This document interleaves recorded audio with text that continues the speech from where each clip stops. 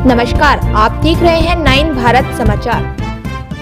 नमस्कार, आप देख रहे हैं नव भारत समाचार। मैं हूं नेहा राठी। आइए देखते हैं आज की बड़ी खबर। उधम सिंह नगर जनपद के सीमांत खटीमा विधानसभा क्षेत्र में बुधवार 4 फरवरी को संपन्न हुए उद्योग व्यापार मंडल चुनाव की देर शाम हुई मतगणना के दौरान प्रत्याशियों के बीच भारी हंगामा हो गया। स्थिति इतनी तनावपूर्ण हो गई कि खटीमा के उप जिलाधिकारी तुषार सैनी को अपने हाथ में डंडा लेकर उपद्रव करने वाले समर्थकों को शांत कराना पड़ा। प्राप्त जानकारी के अनुसार अपने प्रत्याशी को हारता देखते हुए कुछ नेताओं एवं समर्थकों के द्वारा मतगणना स्थल पर हंगामा शुरू कर दिया।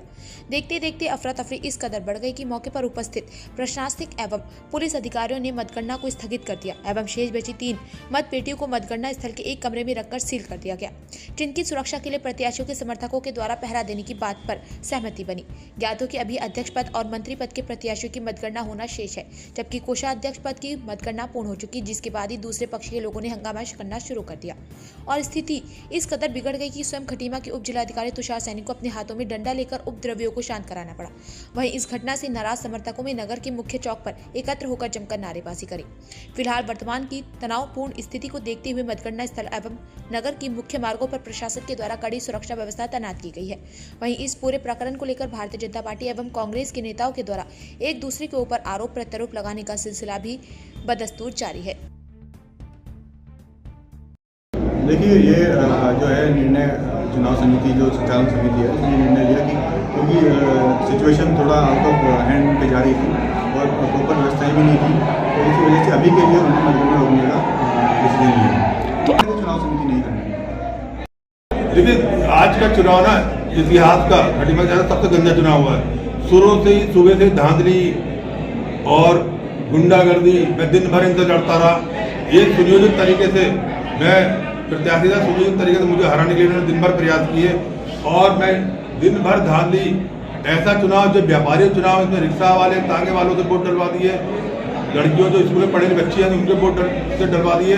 मैं रोकता रहा, गुंडागर्दी करते रहे और जब उसके बावजूद भी ये नहीं रोक पा रहे थे तो इन्होंने काउंटिंग में बवाल किया और वोट गायब किए। अभी सिर्फ कोषाध्यक्ष की काउंटिंग हुई, उसमें वोट गायब कर रखे इन्होंने, यहाँ चुनाव संचालन समिति के लोगों ने। अगर उसके बाद महामंत्री और जब मेरे अध्यक्ष की काउंटिंग होती तो मुझे उम्मीद थी कि ये 200-250 वोटों का इन्होंने अंतर अभी भी कर रखा है, वोट गायब करके। उसका हमने आरोप लगाया, धांधली का आरोप लगाया और धांधली का आरोप में जब ये पकड़े गए, वोट काउंटिंग जितनी मतगणना हुई थी उससे जितने वोट पड़े थे मतगणना टाइम उससे कम निकल रहे और लिस्ट में इन्होंने चढ़ा रखे उससे कम निकल रहे, तो वोट कहाँ गए उसका ये जवाब नहीं दे पा रहे।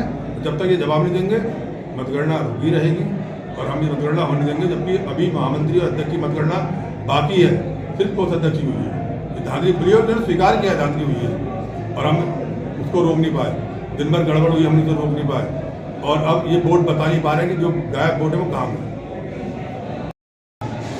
जैसा कि सुनने में आया है कि व्यापार मंडल की जो संचालन समिति है उसके द्वारा कई बार शिकायत करने के बाद भी जो प्रत्याशी हैं वो सारे प्रत्याशी ने इसमें शिकायत दर्ज करा रहे थे कि चुनाव में धांधली हो रही है, लेकिन उसके बावजूद भी चुनाव संचालन समिति द्वारा उनकी एक भी नहीं सुनी गई, जिसका प्रति उनमें आक्रोश भी था। और उसके बाद जब काउंटिंग स्टार्ट भी हो गई, उनका मतलब उनको भी लगा कि चलो जो भी हुआ सो हुआ, उसमें भी वोटों की गिनती में बड़ा कोई परिवर्तन आ रहा था, जिस वजह से इतना सब ये तमाशा हुआ है। और इसमें तथाकथित कुछ कांग्रेस के नेताओं का भी एक हाथ है कि जो चाहते हैं शहर में बदअमनी हो और उसके लिए उन लोगों ने पूरा प्रयास किया। तो हम कहना चाहते हैं कि व्यापार मंडल का एक छोटा सा चुनाव है, इसमें इस तरीके की हरकत जो कांग्रेसियों द्वारा की गई वो नहीं करनी चाहिए थी। बड़ा अजीब सा वो था। तो क्योंकि शहर हमारा है, हम शहर के हैं और हमारे दायित्व बनता हम सब लोगों का मिलजुल करके कि शहर में अमन व चैन बना रहना चाहिए और इस तरीके की हरकतें नहीं करनी चाहिए। नहीं, मेरा को तो ऐसा लगता नहीं कि कुछ ऐसा हुआ है। अपना आक्रोश था प्रत्याशियों द्वारा वो दर्ज कराया गया है, इससे ज़्यादा तो कुछ नहीं हुआ। आपने खुद देखा खुलेआम गुंडागर्दी करी है, बाहर के लोगों ने आते जिनका कोई व्यापार मंडल से लेना देना नहीं था, निष्पक्ष चुनाव चल रहे थे। भाई साहब, मैंने इतने 6 साल से मेहनत करी है, पब्लिक मुझे पसंद कर रही है, तो मैंने पब्लिक के लिए काम करा है। मैंने मेहनत करी है। इन्होंने क्या करा, 25 दिन आए पहले चुनाव लड़ने के लिए आ गए, तो क्या चुनाव जीत जाएंगे क्या? मैंने 6 साल से मेहनत करी है, अपना काम करा है, लोगों पब्लिक के लिए काम करा। आज ये हारने के कगार में, तो ये खुलेआम गुंडागर्दी, खुलेआम भी पता नहीं कौन लोग हैं। और मैं समझ मतलब जबरदस्ती इस तरह की हरकतें करना, बाहर के व्यापार मंडल से इन लोगों को क्या लेना देना? भाई हमारे व्यापारी को चुना है, व्यापार मंडल में राजनीति का क्या मतलब होता है? बिल्कुल गलत है, मैं इसका विरोध करता हूँ। मैंने मेहनत करी है, 6 साल से मेहनत कर रहा हूँ। 25 दिन पहले आए तो चुनाव को जीत जाएगा क्या? अब हारने के डर की वजह से ये हरकतें कर रहे हैं। या आपने पूरी सबने देखा है, सबने देखा आप लोगों ने कि क्या हुआ है। अरे तुम्हें डाउट हो रहा है, तुम्हें शक हो रहा है, तो शासन प्रशासन बैठा लो, उसके सामने काउंटिंग करा लो। कोतवाल साहब में बैठे, उनके सामने काउंटिंग करा लो, पूरा बैठो अपने सामने काउंटिंग करा लो। काउंटिंग कराने में क्या प्रॉब्लम है? इसमें कहाँ धांधली होगी? अभी कोषाध्यक्ष का खाली रिजल्ट आया है, पूरा अभी महामंत्री का पूरा रह गया रिजल्ट, अध्यक्ष का पूरा रह गया रिजल्ट। मैं इसका पूरा विरोध करता हूँ, गलत है। कदम रहेगा आगे, क्या कदम रहेगा आपका? मैं क्या कहूँगा, पब्लिक जवाब देगी, पब्लिक देगी, मैं कुछ नहीं बोलूँगा। पब्लिक का इसका गुस्सा पब्लिक दिखाएगी, आने वाले टाइम में पब्लिक दिखाएगी कि इन्होंने जो हरकतें करी हैं।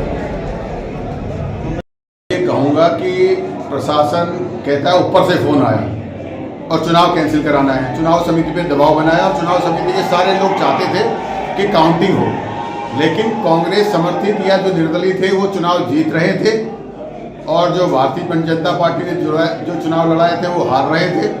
इसलिए जो है जबरन एक चुनाव कैंसिल कराया गया।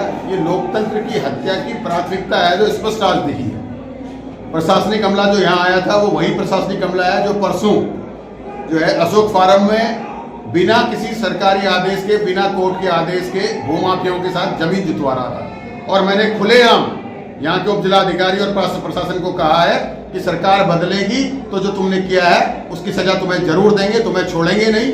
और इस बात को मैं आज फिर आपके माध्यम से कहना चाह रहा हूँ, ये भ्रष्ट अधिकारी हैं, ये इसी उत्तराखंड में नौकरी करेंगे, लेकिन जब सरकार बदलेगी, समय बदलेगा, इन्होंने जो पाप किया है उसकी सजा इन्हें हम जरूर देंगे।